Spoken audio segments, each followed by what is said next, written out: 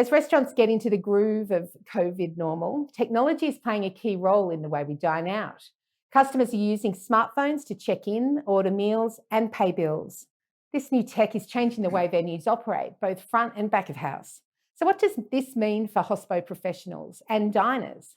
Today, I'm joined in the studio by Melbourne hospo legend, Sean Kierce. He's the owner of Ladro in Fitzroy and Prahran, which is home to some of the city's best pizza. So welcome to Bread and Butter, Sean. It's fantastic to have you in the studio. Morning, Wendy. Thank you for having me. No, it's my pleasure. Now, tell us, what does a typical day look like now, post reopening after lockdown, when you've got technology playing such a huge role? So I suppose we're able to ease ourselves into the technology a little bit with when we were operating as a takeaway venue only, and we're able to set up our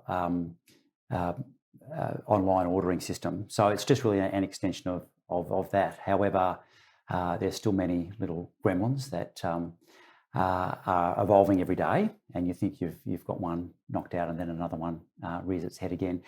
Little things like special requests from diners. How do we navigate that when you haven't always got a waiter present for you? So those little things have been the hardest. But I think all in all, it's been a really smooth transition from waiters taking orders from tables. How are your waiters responding to the changes, where they're basically becoming more carriers now than? Yeah, well, instead of calling them a carrier, I think I'd rather put them in the basket of a concierge, where they're guiding people through the menu and the process, making sure the traffic is working. Absolutely, and they're forever present on the dining room floor. And our staff, initially we were going to roll this out about a year ago, but there was a lot of resistance. I think staff thought they're going to lose their jobs.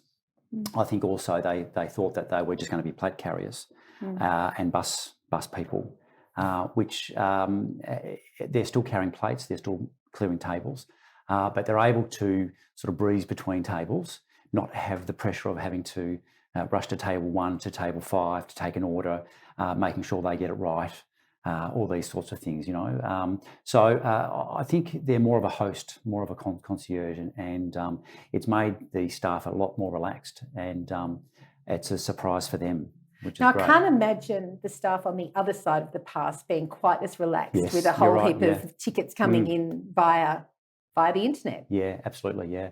And, it's interesting you say that. When I first started in restaurants in the 90s working in chef-run kitchens, the chef controlled the pass.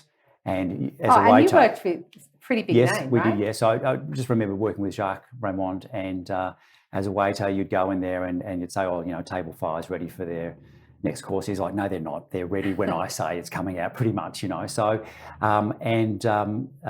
look, that was great because it was all run by Jacques. He just was all over it. He could not see what was happening on the tables, but he just knew the timing perfectly, When we opened Ladro, it had become what has become a waiter, a front of house run restaurant. So the waiting staff are giving the instructions to the kitchen.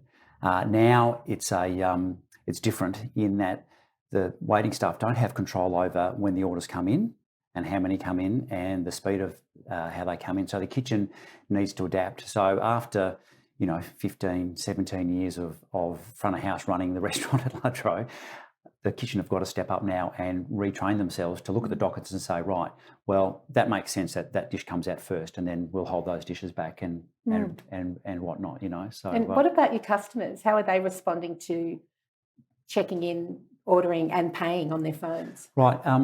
Look, I've been really surprised that there hasn't been as much kickback as I thought, particularly with the older customer. They've been like, oh, it's a bit hard and it's a bit fiddly to start with. I've got to set up a credit card and check in, and I'm ordering alcohol, so I've got to put my date of birth in and all these sorts of things, protocols, and then I've got to make sure that what's in my cart is then being paid for and is gets sent. But once they've done it once or twice, they actually love it, and I think people are starting to really enjoy this sort of service. And there has been a little bit of pushback with some of our regulars saying, oh, it's not going to work, and we really like the interaction with the staff. But then they realise the staff are still there, and you can still have that interaction. You can still chat about the day. You can still chat about the wine or the beer or where the cheeses come from and all those important things that people like. And I think there's more opportunity now for the wait staff and the customer to have those interactions rather than the wait staff being unavailable because they're taking orders from other tables, you know? Yeah, of course.